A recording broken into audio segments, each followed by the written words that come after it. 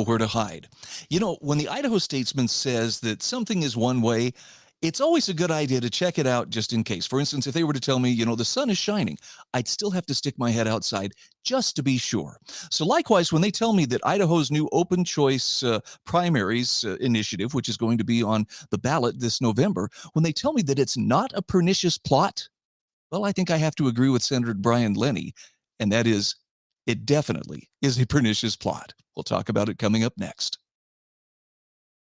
Press club or bias all media, newspaper, radio. To be completely blunt here, Brian, and there are plans to expand indoctrination. That's right. Well, Idahoans are also concerned. Horror shot. That line would be moving a little bit farther west. I'm like crying. Nobody wants to see dark money is influencing policy in our state. Well, that's not how this works.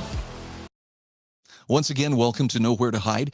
Not that I have the corner on the market of truth here, but there are some things that, you just have to take a deeper look at depending on how the legacy media reports on them. And believe it or not, this open primaries initiative, which is really ranked choice voting or rigged choice voting, as would be a more appropriate name, that's what that's all about. We're going to talk about this a little bit today. When it comes to voting, you need to understand first and foremost that political parties exist for the purpose of organizing people so that they can get candidates elected. Plain and simple, that's why political parties exist. You don't have to like political parties in order to acknowledge that reality, but that is the reality. So when people are running for office, and this is true with most politicians, politics is a fairly amoral type of profession, meaning that most politicians will find that the longer they're in politics, the more they become addicted to that flavor of power, the more likely they're going to say anything in order to get elected or do anything in order to stay in power. So how do you hold them accountable? Well, the parties are actually a very good way to do this. And this is one of the reasons why the Republican Party in Idaho gets a lot of flack. The GOP takes heat because it actually holds its candidates' feet to the fire. Are they living up to the ideals that are spelled out in the GOP platform for the state of Idaho? And if they're not, they can be censured, or they can simply not be backed or not be allowed to use, the GOP moniker when they're running for office. It's a big deal. And Idaho still, despite rumors to the contrary, is very much a GOP-led state. Although, as you'll see, a lot of the people who've been in there for a long time, well, let's just say they're starting to smell of the machinery. Which brings us to a little celebration that's been going on here this week, and that is backers of this initiative, which is going to be on the ballot come November. It's called the Open Primaries Initiative, but it's really about ranked choice voting. And I want to go to the president of the Idaho GOP. She's the Idaho Republican Party chair, Dorothy Moon, with the truth about ranked choice voting. Now, you don't have to agree with this, but I want you to hear this point of view because you're not going to get this from most of Idaho's legacy media, which is firmly on the side of, oh, this is the greatest thing since sliced bread. Why, it's giving people a choice. And as the statesman tells us, it's most certainly not a pernicious plot. Reference back to our earlier comments about it definitely is. Dorothy says they lied to get it on the ballot. Now is the time for the truth. Paid signature gatherers have been traveling the state over the past year, telling people that their new initiative will result in open primaries, re-enfranchise voters, and create a more fair and equitable system. But she says none of that is true. In fact, she tells us that as far as the ballot measure is concerned, the initiative seeks to change how Idahoans have voted since the beginning by implementing what's called ranked choice voting, RCV, which undermines the American concept of one person, one vote, which has given us confidence in our elections for centuries. Instead, RCV introduces a system that is deliberately confusing as well as difficult to audit. Not only is this unnecessarily complicated, Dorothy says it also lacks the transparency needed to ensure that our elections are secure. Wherever it's been tried, Seattle, Virginia, Alaska, California, voters have been overwhelmed with confusion, and in fact, many of them have demanded a return to the tried and true methods of the past, something that's happening right now in the great state of Alaska. Under ranked choice voting, voters rank the candidates on the ballot from their first to last choice. Votes are then tabulated in rounds, and in the first round, all first choices are counted. If no candidate gets a 50% majority, then the lowest vote getter is eliminated, and ballots listing that candidate as the first choice are recast for their second choice. This process continues until one candidate exceeds 50% and is declared the winner. Now, are you already going, wait a minute, slow down. That's kind of the point here, though. Does it have to be that complicated? Does it need to? Why are we doing it this way? Well, Dorothy explains, RCV also creates what's called ballot exhaustion, which means if voters rank some but not all candidates and their preferred candidates are eliminated, ultimately that means their votes don't count. Why? Well, because their vote just got rolled over to the second choice. A recent RCV election in Alaska saw more than 11,000 ballots exhausted, which means those voters ultimately did not participate in the election. So much for, hey, this is just about, getting the voice of the Idaho people out there. It's not. It's about stealing or tricking them out of their voice through complicating a system that didn't need to be complicated. Now, Dorothy says leftists have been frustrated that Idaho is a conservative state. Having given up on changing hearts and minds with persuasive arguments, they now want to change the rules of the game. And that's probably the best description I've heard for ranked choice or rigged choice voting. This is part of a long pattern of an insatiable thirst for power, mass mail-in ballots, gerrymandering, unmonitored drop boxes, even allowing non-citizens to vote. When you can't win on the merits of your platform or your policies, you've got to figure out a way to change the rules in the middle of the game. And this is exactly what the RCV supporters are trying to do. Dorothy says RCV changes the nature of our political system. In a winner-take-all election, the candidate with the most votes wins. That's very straightforward. The candidate that most voters want.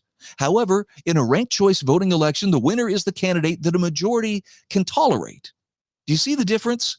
It shifts the focus, which incentivizes candidates to avoid taking strong stands on issues. And that's a problem. It's bad enough to get politicians to be open and honest, but this is more deniability they can hide behind. Dorothy says they know most people would reject such a drastic change to our election system, this being the backers of ranked choice voting, so they've hidden the truth and even lied about what this initiative does. But she says, make no mistake, this is not about open primaries. It's a complete overhaul of how we cast our votes.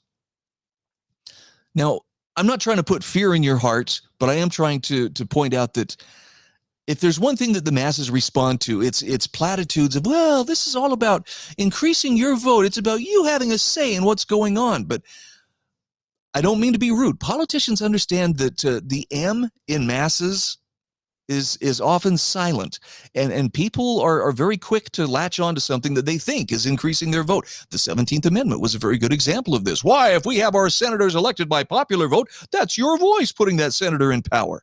And it doesn't recognize the genius of the original intent of the founders to have senators appointed by state legislatures, meaning that they had loyalty to the state. They represented the states that sent them to Washington, D.C. Once that was taken away under the 17th Amendment and it was simply subjected to the popular vote, again, the masses were very easy to persuade that, oh, this is Senator so-and-so, and they're going to look out for you, without that accountability that really needed to be going to the states. So the senators' loyalty shifted from the states to the federal government.